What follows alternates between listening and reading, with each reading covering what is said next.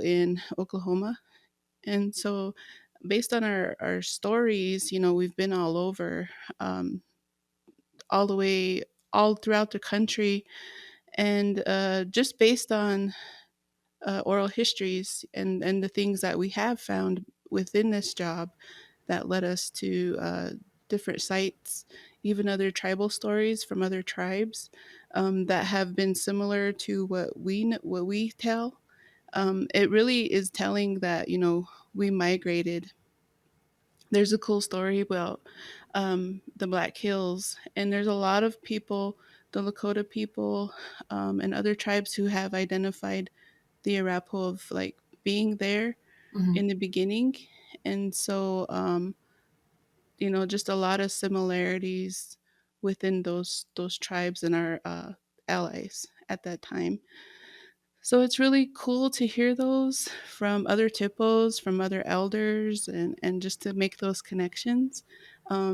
We're learning like every day, and I'm pretty much, I think that pretty much the entire United States is everybody's territory from a Yeah. long time ago based on these stories. So, but that's just what we've identified as so far. Yeah, that must feel amazing how through the course of your work you can actually start like putting the puzzle pieces back together and discovering connections and relatives all over the place. That's Hmm. beautiful. It's wonderful. How did the Northern Arapaho people end up on the Wind River Reservation in Wyoming?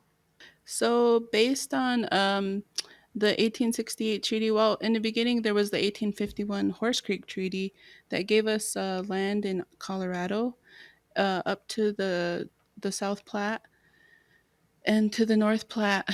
And it was in Colorado, mainly in the Denver area, that we, by treaty, that was our territory. And we made that agreement, but gold was discovered. And so once gold was discovered, a lot of settlers moved into the Denver area, and our tribes kind of got pushed out. From then there on, the Sand Creek Massacre happened, and things like that. They called them the Indian Wars, um, where people were encroaching on agreed lands that the government gave us, to live on, but they were encroaching a lot of times the settlers were, and so there was a lot of conflicts. And then so the 1868 treaty came into play at Fort Laramie, and then they went ahead and gave those lands, um, and kind of designated those areas for tribes.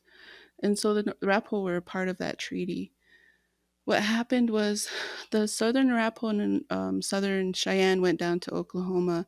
The Northern Arapaho at the time, we didn't have uh, anybody that really designated or put us on a reservation yet.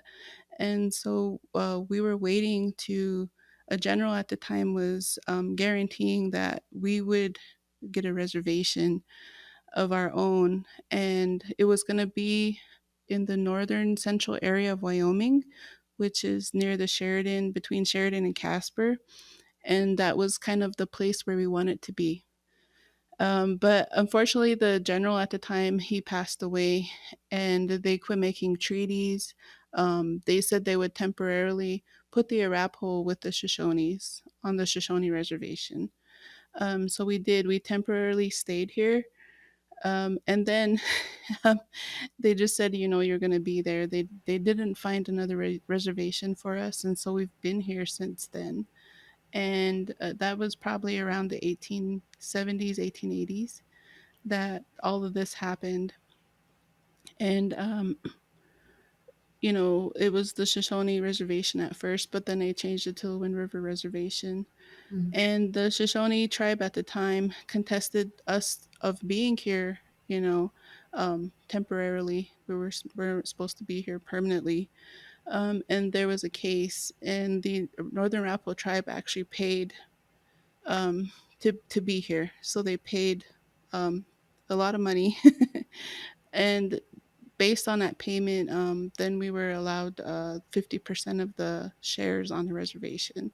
And so that's kind of how it became the Wind River Reservation with both tribes on there. That's incredible. So what was supposed to be like a temporary stop off on the way to a Northern Arapaho reservation ended up with 150 years later, the two tribes are on the reservation together permanently. Yes. Well, thank you for sharing that story with us. When learning more about the work that you've been doing at the TIPO office, one thing that kept coming up were articles about your efforts to rename places that were holding either names that have degrading meanings or honor someone who committed atrocities against Indigenous peoples. So, what does it look like? Like, walk us through what it takes to actually get an offensive name changed to an Indigenous name. Yeah, sure. So I've been working with this with a coalition in Colorado, and then also the Northern Cheyenne, the Southern Cheyenne, and the Southern Arapaho. There's a coalition that we've been working with, and um, I didn't really know like what it entailed until we got into working with this, and we did it over COVID. We met on Zoom over COVID, and we started organizing, and that was in 2020. And so we just had a lot of different Zooms, and we had to learn the process with petitioning, putting in a petition for with the Board of Geographic Names, and so we met with a representative from there, and she kind of walked us through the process of doing a petition. Then we'd have to submit a name, and so that's when we got to that point of, well, what do we want to rename? Mount Evans. And the reason why we wanted to rename Mount Evans is because he was the governor at the time, John Evans, who actually was part of the Sand Creek Massacre. I Mm. mean, he was the governor at the time, and there was a lot of atrocities that happened at that time. So a lot of people were mad at him, um, and just the tragedy that happened there, and the dark history of it. That's the reason why we wanted to rename Mount Evans. He did not deserve to have that mountain named after him, and so that's how we decided. And the name Mount Blue Sky, with the Arapaho people, that's kind of how a lot of tribes identify our our people. Before settlers came in, we weren't really called the Arapaho; we were Hinono'eino. And so that just means the people, and that's how a lot of tribes identify themselves as is the people. But when other tribes would talk about us, they would refer us to as the Blue Sky people. And so the reason why that isn't important is because a lot of our men and women, some women had tattoos. And so the way they did the tattoos, they would leave like a blue tint on their skin. Ah, And so a lot of people identified us as the tattooed people or the blue sky people. And so that's where the name came from. And presently, like a lot of places in our community, we have Sky People Education, we have Blue Sky Hall, and we have different markers like that that identify who we are as a people, other than Arapaho, the name. And so that's kind of why it was significant. And the Southern Arapaho at the time went ahead and submitted that petition and went for that name. And I agreed with it, and I did a small poll over the internet because at the time we were in quarantine, and I just sent it out to our community like, what names would you like? Because there was another name the Northern Cheyenne brought in, which was Mount Cheyenne Arapaho.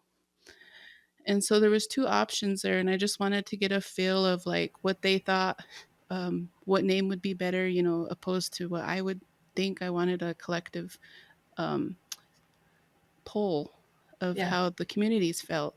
And so I went ahead and I sent out this poll, and it was really unanimous, surprisingly, that a lot of our tribal members, wanted Mount Blue Sky. And so, I got some support on that and talked to our leadership about that name, and they agreed. But there's also some people that are in connection with the Northern Cheyenne tribe too, and so they had their um, their opinions with Cheyenne and Arapaho. the thing with that is there's two names on up for renaming, and there's a lot of people out there, Colorado citizens, who just want it to be the tribes to agree to just one name. And so that's been difficult because I understand, from the Northern Cheyenne's perspective of why they would want it to be Cheyenne and Arapaho. And so I understand that perspective, but I just like Mount Blue Sky. It just sounds better to me than Mount Cheyenne and Arapaho. So that's why um, I know Mount Blue Sky just has a good ring to it. Yeah, it's a So beautiful name. that's why I like it, and I've seen it. I've been seeing articles all over the Facebook, off of social media, and just posters that have Mount Blue Sky on there that are promoting that name in Colorado. I've seen um, at businesses, that are there's paintings outside that they're changing the name to Mount Blue Sky, and so it's really awesome. It makes me feel good. But I know there's the other side of it where there's that other name out there that could possibly get picked. And so right now we're at that stage where the Colorado Board of Geographic Names will be meeting soon. And so they'll have to decide what name, they'll want to push forward to the National Board of Geographic Names. Okay. And so that's the next step that it comes to. Um, and so we're just waiting and seeing what's going to happen and hope for the best. Yeah, absolutely. But either way, it sounds like a new name is on the horizon, and Yes. we can be happy to see one put to bed and a new name that's far more inclusive and representative used. And Hmm. I really love that you did a poll, because I just feel like for anybody who participated in that to then see a name change and feel like they had some stake in it must feel really empowering and just really cool. Awesome. So, is there anything, generally speaking, that people can do to support renaming efforts like this? Like, it sounds like there's a pretty, specific kind of administrative process it has to go through. But for folks who are just in support of, changing names in this kind of way, is there any action that people can take to support you? Yeah, specifically for the name change in Mount Evans, there is a place that they can visit. It's the Mustache Coalition, and that's in Colorado, based out of Colorado, and that's the coalition I've been working with. They put out a lot of good information, links, how you can write letters of support and send them to the Colorado Board of Geographic Names to help support the name. You can also um, there's a Facebook page that you can go on, and where they're doing support of Mount Blue Sky. You can also just call or get the information for the people of the Colorado Board of Geographic Names. And I think Spirit of the Sun is a nonprofit group that's in based out of Denver, and so they've been working a lot with the coalition, and so they have a lot of information out there. And they just did a big um, I guess a big event a few days ago. I was invited, but I couldn't attend, unfortunately. But they had a huge, just informational event about the name in Colorado. And they were on the news, they got interviewed. And so a lot of things and what we pushed for in our coalition, it was just to get education out there. Um, a lot of people, even in Colorado, didn't know about Sand Creek and the effects of the Sand Creek massacre and who John Evans was. And so that's the big push that we had was just to educate community members, to the Colorado citizens, and to let them know, like, this is the reason why. It's not just just to rename a mountain, but there's a reason behind it, and it's a pretty big reason. Yeah. And so, just getting that education, we did a lot of webinars over the internet with Spirit of the Sun, and so just getting that knowledge out there and just getting that the other part of the history, the Colorado Mhm. history out there, so people can make a better informed decision about the name. Right. No, that makes sense. So it's not like just an arbitrary thing. There is some deep historic context to this and cultural context. And yeah, if you don't know who he was, then maybe you look at that mountain and it doesn't mean anything to you. But if the more people know, hopefully they'll be like, hold on, why are we naming Yeah. beautiful mountains after people like this? Yeah. Yeah, for sure. Do you have any other name changes on the horizon, like things that you would like to see changed coming up? Yeah, there's one locally here.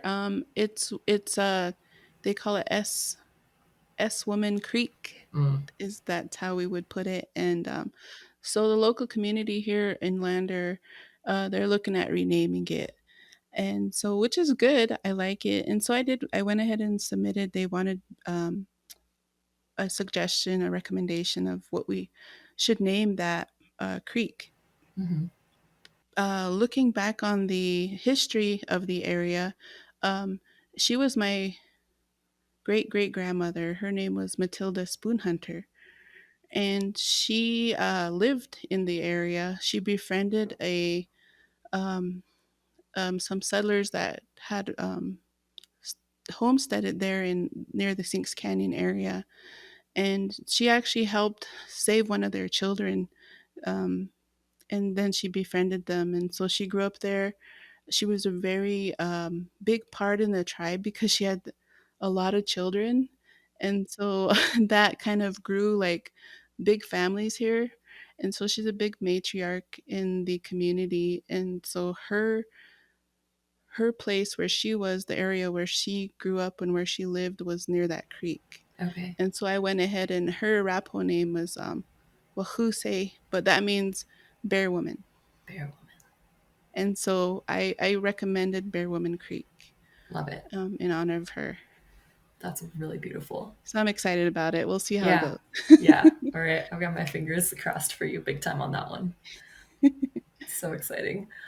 So, changing gears a little bit, it's been said quite a few times that the national parks were America's best idea. That's kind of like the tagline that we like to give our national parks. But many indigenous peoples were, as we know, forcibly removed from these beautiful, magnificent areas in order to create these parks, and then subsequently prevented from actually using this land that they had been living on, shepherding, taking care of for thousands and thousands of years. Um, so, how would you like to see the Northern Arapaho people better connected to places like Yellowstone and Grand Teton National Parks? Basically, for Yellowstone, I think access to our traditional plants and medicines, to um, areas that we've been disconnected from for a long time, and just getting our youth back out there to reconnect to those things. And that's a big part of like what our office does here. And a goal of ours is to get our youth out there to reconnect to all these areas um, across the nation, and a lot of them are in the National Park Service areas. And so it's really important to try to create those bridges for them. And so our, not only our youth, but our elders can go out there and they can show the youth, what they know, the knowledge that they carry, and to pass that on. Mhm. That's very important. So we have that connection, with the young and the old, and we're bringing that together.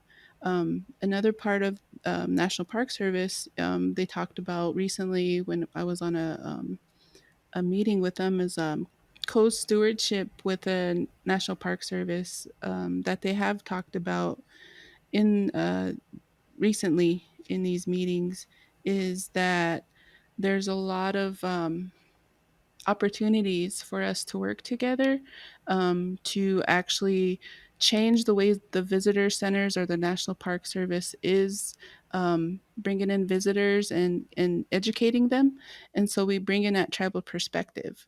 We bring in, information about plants and medicines, the history of the tribes, and that's one thing, like, not all tribes are the same. So we handle those areas differently. We're there at different time periods, and that's one thing that, based on what we've done in Wyoming with different projects, with transmission lines, pipelines, and stuff, where we have went out and surveyed the land.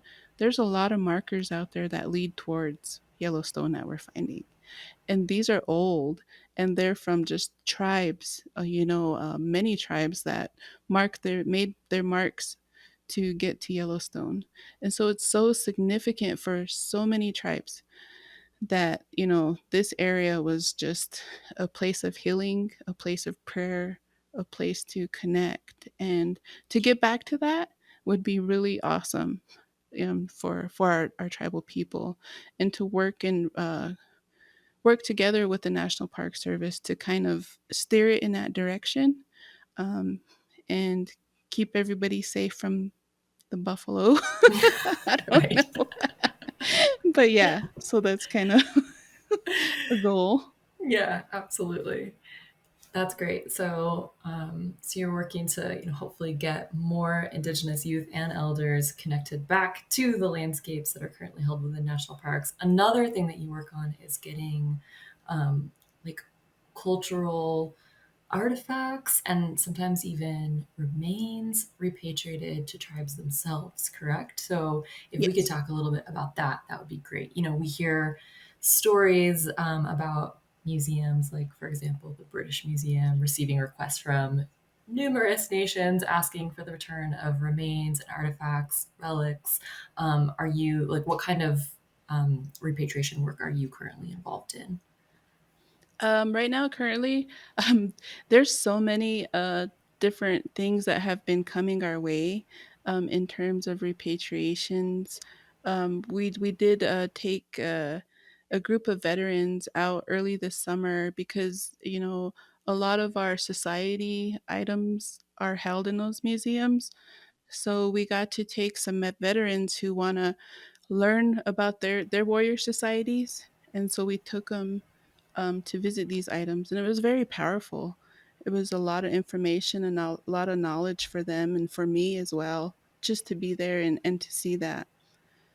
There's a lot of our ceremonial items that are there too, and so just connecting with them and having and getting that feeling, because hardly anybody, over these past 100 years has seen them. And so I'm one of the few that have got to be there, and see them. I don't touch them, but to just feel that power in their in the presence of them, and it's very powerful. It's a very emotional time to be there and to see all these items that these museums and these institutions keep. There's a lot of knowledge in there. There's a lot of just uh, things I think that could help our people heal Yeah. and that we can connect to. Um, there is so many things that are coming our way now. Before, we always, when I first started working here, we always had to reach out to the museums and be like, do you have RAPO items here? Can we look at your inventory? And it was always like very difficult to have good relationship with those museums because they always pushed back, and they were like, you need to prove to us that it's yours, that it's Arapaho. And then we'd be like, how did you get it? And they'd be like, oh, we don't know, it was donated. And that was Oh, their okay. that was their go-to all the time, I guess, that you would say it was donated all the time. And so we said, well, how did you, if you don't know how you got it, you need to prove to us how you got it. um, and then just the whole NAGPRA process in the beginning was frustrating because we have to prove that they belong to us and that they're significant and that they need to come back to us. But we have to provide the evidence. And then they have a committee that decides if that evidence is good enough for them to return it back to us. Interesting. Right. And so it's just a really weird system, and it's getting revamped right now, and they're working on making some amendments, much needed, which I think is going to help a lot. But over the past few years, especially with Secretary Deb of the Interior, Deb Haaland, being in there, I think she's really pushed that, tribal consultations and the boarding school initiatives, um, and it's really opened up these museums to their eyes to see, like, especially with human remains, like, these are people, these are our people, these are humans that we have holding here. One big battle that we've had for 3 years with the Chicago Field Museum, it was a battle over some remains. And they finally decided a few months ago, because we met with them last December, because they, based on things that they were trying to do with skull measurements and stuff that were so outdated. But that was their excuse. And I said, "Is this a common practice today?" And they said, "No." And I said, "Well, why are you using it? What's the reason if you're saying, well, we don't really believe in it, but this is what we're saying. It's probably not Arapaho." You know what I mean? And so it Yeah, was just really it was really frustrating too at that time. Um, and then my question to them was just, well, okay, so if we don't get the our ancestors back, what are your plans for them?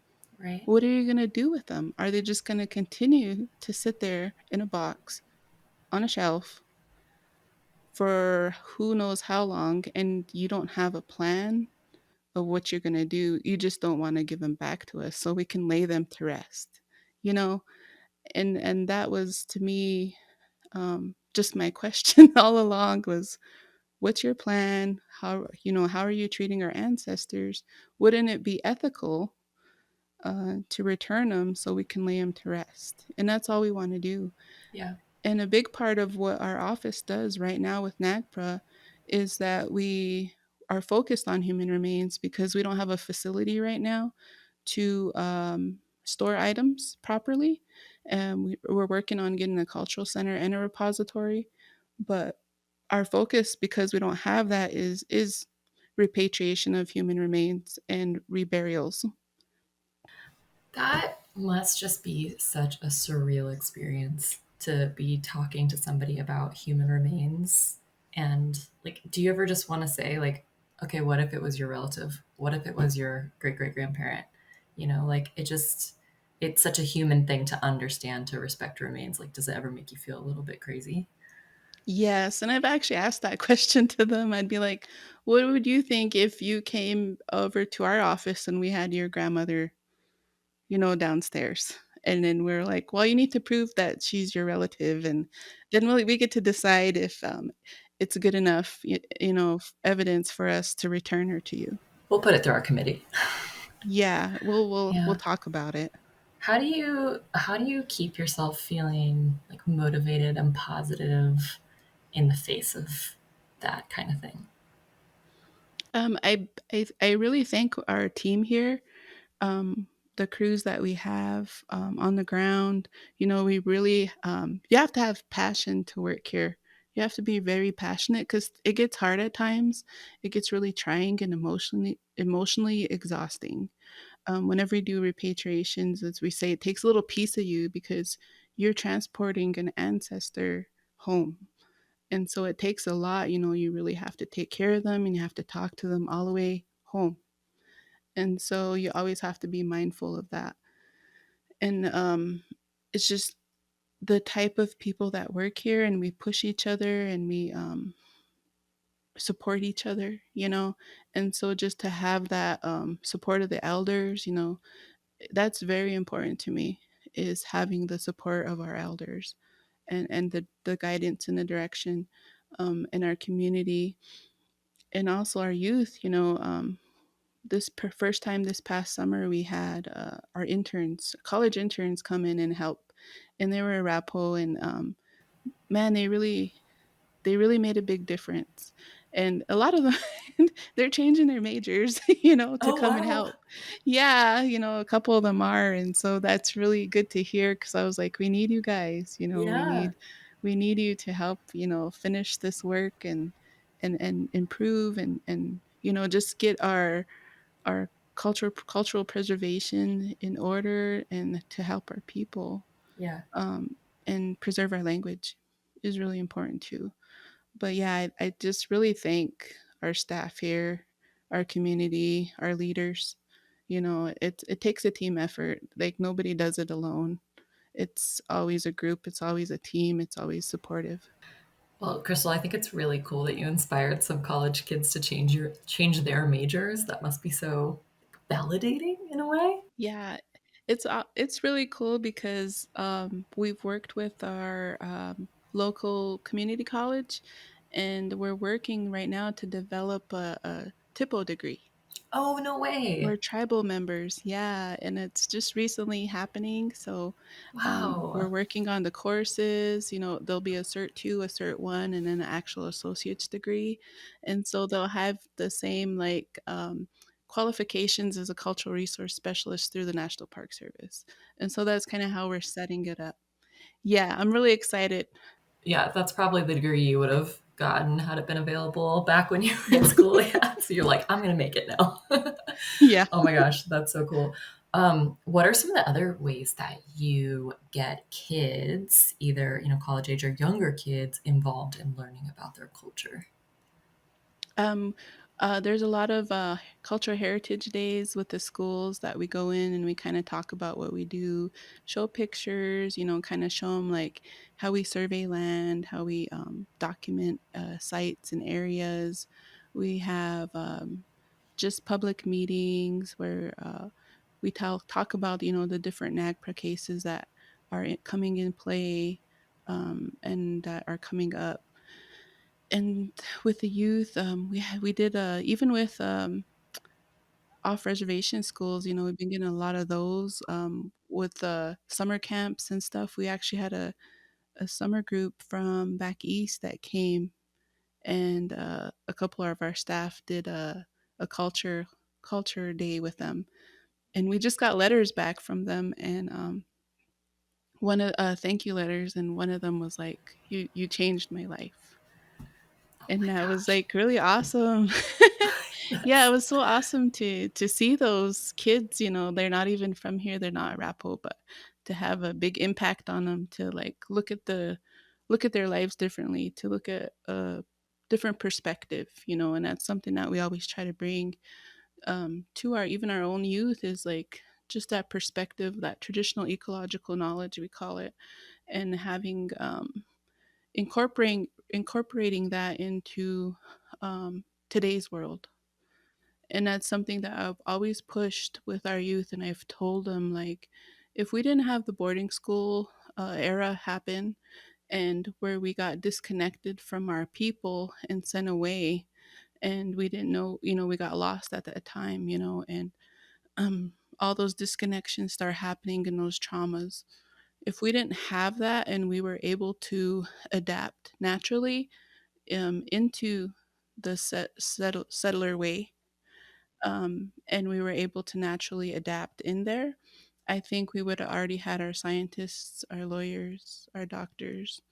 When you look at other countries who have, um, you know, meshed their culture with today's technology, a lot of Asian countries are like that, where they've done it successfully, and they're really advanced in the world. They're improving, and they're advancing, and they're progressing. And I really believe that if we didn't have that trauma of boarding schools that stopped that, we would be right up there. Mhm. I think we would be just as successful as those other countries. Yeah, instead of having this rupture, right? There would have Hmm. been perhaps the opportunity for more just like natural adaptation and like, traditional ecological knowledge and science technology not mutually exclusive. In fact, highly complementary in many ways. And I think we're Yes. seems like here in North America, or at least the United States, we're pretty behind in better integration for that reason. Yeah. You mentioned a little while ago some language preservation work. What does that look like? Like, what kinds of projects or programs are in place to preserve the Northern Arapaho language?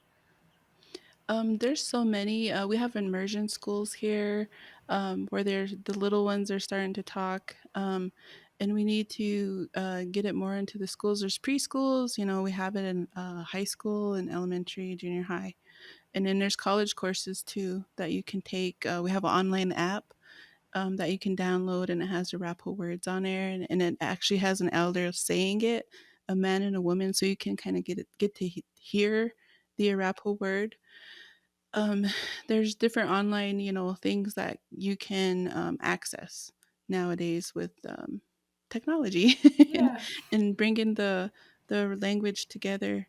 A big part of our office, what we're trying to bring about is getting kind of that age between the youth and the elders who do speak. There's that gap there, and it's kind of like us, the adults, that are lacking. The kids are learning, but then when they go home, it's hard to speak to their parents, Right. and things like that, because we're not used to using it. And that, I think that's the big push now, is just trying to get people involved. There's a great Zoom meeting now for parents, for families to get on Zoom every week, and they go through and they learn Arapaho together. And I think that's been working really well. And then Zoom's been great for language preservation. Who And knew? so there's just so many different things that we're trying as tribal programs and tribal people, that, you know, I don't think it'll ever be extinct, but it's close. But I think the Arapaho will always be here. Our language will always be here, and we just got to start speaking it. And I'm I'm bad at that too, and I've been really trying. When I do talk, I try to introduce myself in Arapaho. I'm trying to when we're out at sites, we're building uh, a plant list, of plants in Arapaho, traditional plants and medicines in Arapaho. We're starting to learn words, like when we are out in the field, that we can talk to each other in Arapaho and say, "Hey, there's something over here," but we say it in Arapaho. And so that's kind of the direction that we're going in the office. And it's been wonderful. It's good to hear that, because me growing up, I've always there was Arapaho in the home because our grandparents spoke it.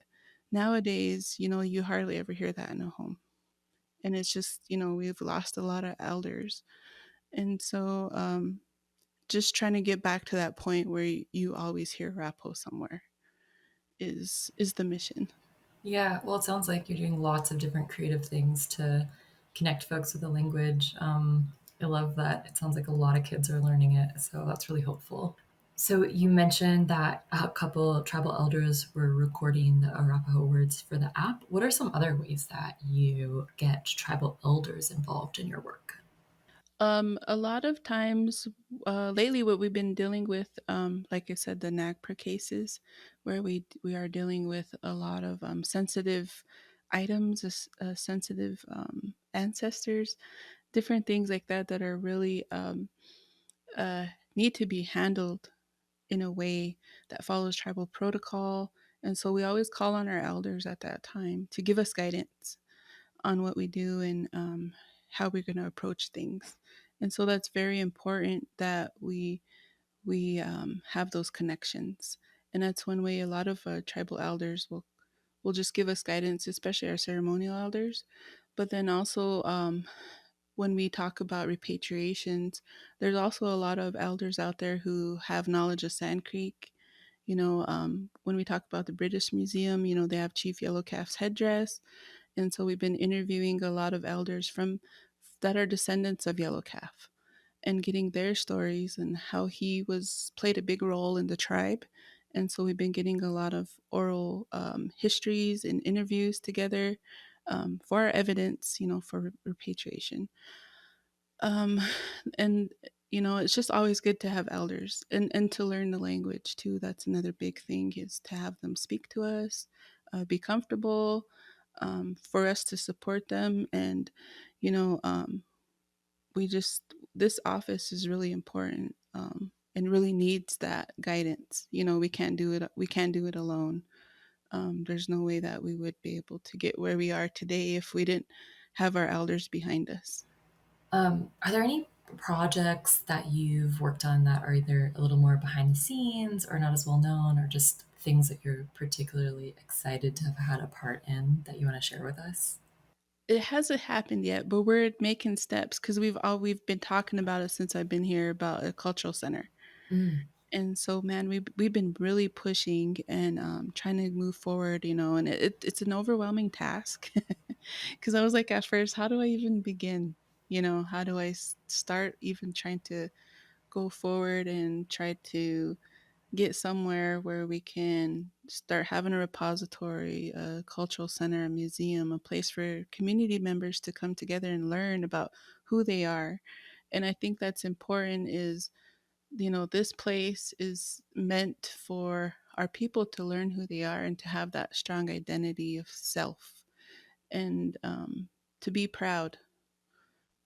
And so this project that we're just getting started, we're doing the community roles, we'll be starting to do the community focus groups and just getting the ideas and everybody's thoughts on how this should look like, how this cultural center should be, what should be in there, how we should, if it's going to be geared towards just community based people, or if we're going to actually like, well, make it a place for visitors to come in, and there's so many questions that go around it. But just getting on this path to this cultural center, it's not going to happen, right away.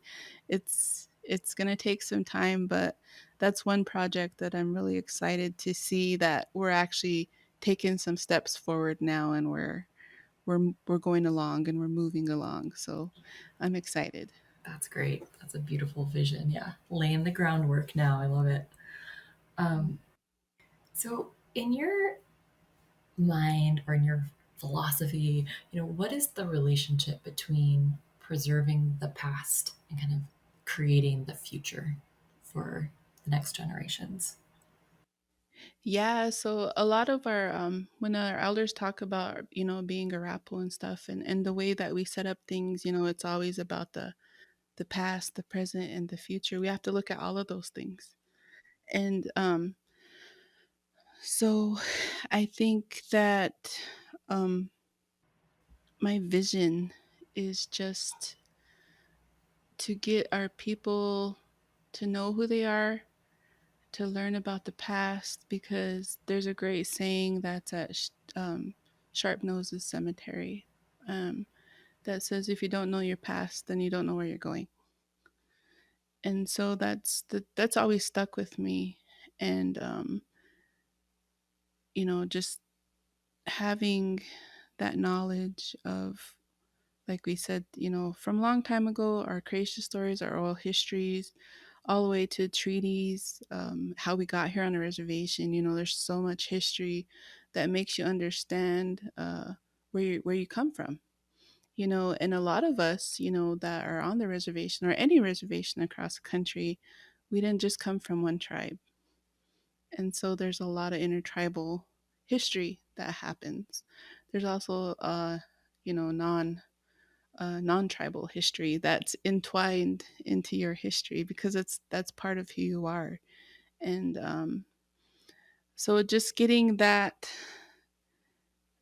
knowledge of the past and who you are as an individual, um, I think would help you steer your direction of what you're doing presently, and then also helping you see what's towards your future and how you can help, your people, your community, your family.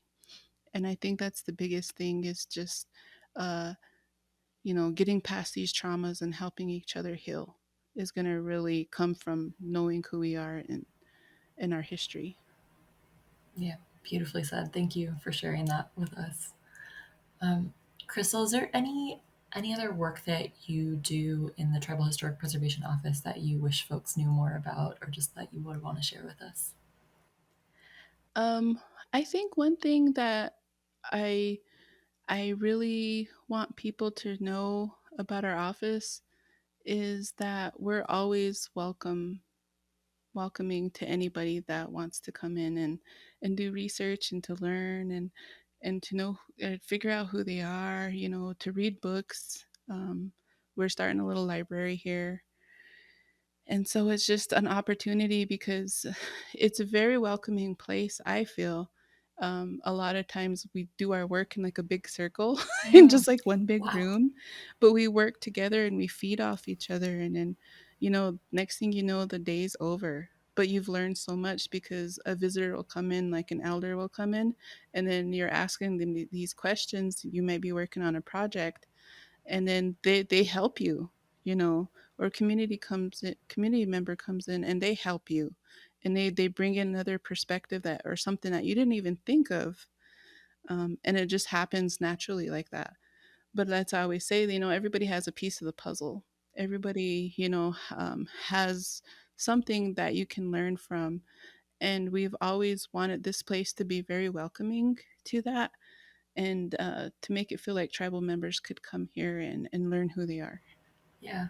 Oh, that's so great. So it's like a really good community space, community resource. I love this idea of everybody sitting around in a circle working on something, and then somebody walks in and everyone's like, ooh, they've got something that we can learn about. Like everyone Yes. walking around has, like you said, a piece of the puzzle. I think that's great. Hmm. Very cool. Um, so clearly, you're a really busy gal, and you work, on a really great team. But you have a life outside work as well. So, what are some things that you do, kind of when you're not working? What do you enjoy? How do you spend your time? I really enjoy my family. I know my kids are growing up, but my youngest, she's a senior in high school now, and Wow. so my other two are in college. I feel really old. But just just spending time with them, we've always on, they like sports, they like basketball, so we've always got teams together, traveled with them to tournaments, and just getting them out there. And my daughter just signed with a college team a Oh, few wow. like Congratulations. Monday, yeah. And That's so she huge. made her commitment, yeah. I'm excited for her, and she's our last one. I don't know what we're gonna do Oh, after oh this. yeah. After she graduates and goes to college, we'll still be following them and supporting them, and so family is just a huge thing for me. Um, that's how I get re-energized. Going outdoors. We have wonderful, beautiful mountains here, and fishing, hunting. Just going out to the lake, going outdoors is something that I really like, and I really that's how I get my energy back, and to keep going forward. So family and outdoors is what does it for me. Family and outdoors. I love that. Those are two wonderful things. So, one thing that we like to ask all of our guests on the podcast is if they have a conservation hero. So, is there anyone in particular who you look up to, either, kind of in the context of your cultural preservation work or sort of like ecological preservation? Yeah, I do. Good. um so it's kind of it's with my family. He's my great great grandfather, and his name's Sherman Sage, and he was referred to as Old Man Sage. He lived to be 107. And so he Wow. he grew up in a time, he grew what he says when he was free in 1834. And so he saw the whole transition of living on the prairie in Nebraska, and like the whole transition to being here on the reservation. He was actually was an Indian police, and he had a horse named Smokey who he was retired. He was decorated, his horse too. Yeah. And so he saw the and he was one of our ceremonial and also our tribal leaders at the time.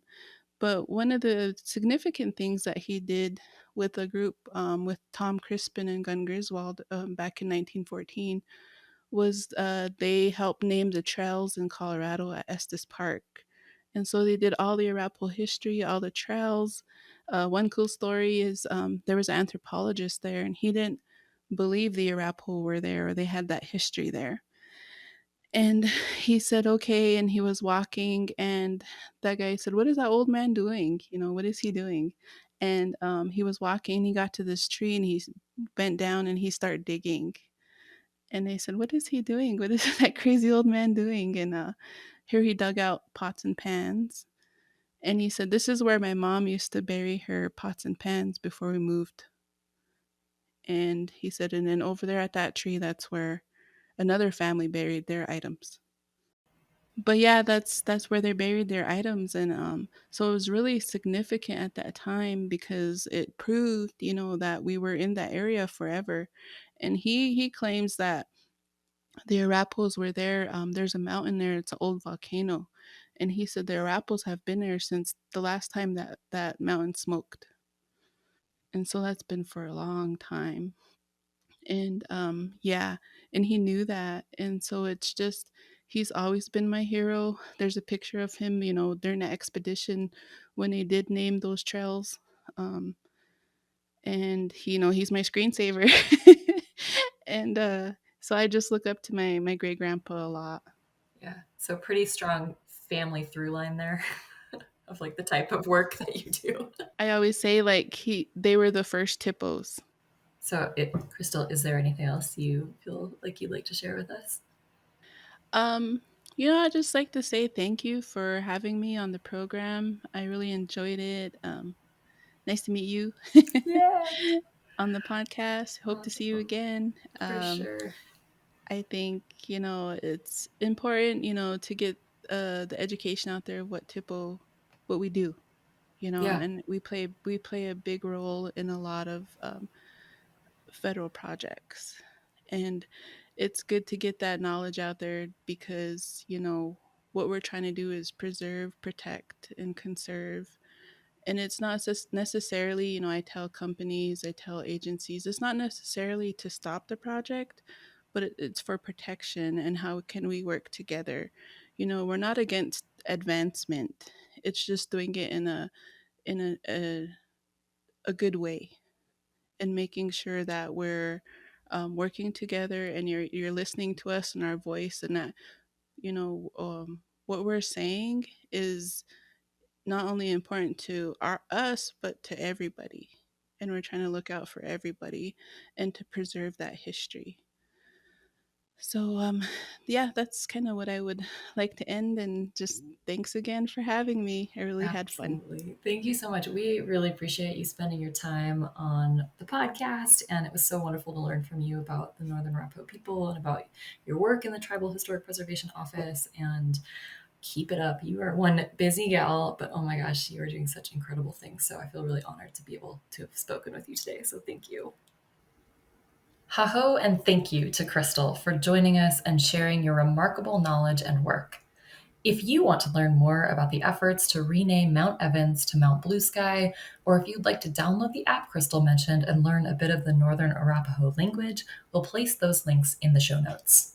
The Voices of Greater Yellowstone podcast is produced by the Greater Yellowstone Coalition, a nonprofit dedicated to working with all people to protect the lands, waters, and wildlife of this special ecosystem.